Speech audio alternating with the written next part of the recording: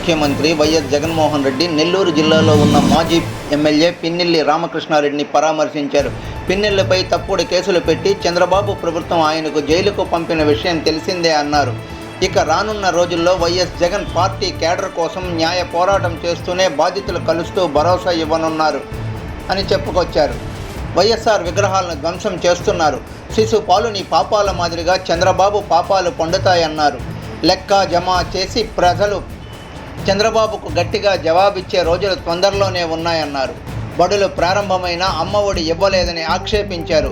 ఇలాంటి రాజకీయాలు ఎక్కువ కాలం నిలబడవన్నారు. మే 14 ఘటన జరిగితే మే 23న హత్యాయత్నం కేసు నమోదు చేయడం విడ్డూరంగా ఉందన్నారు. ఆంధ్రప్రదేశ్ రాష్ట్ర మాజీ ముఖ్యమంత్రి జగన్మోహన్ రెడ్డి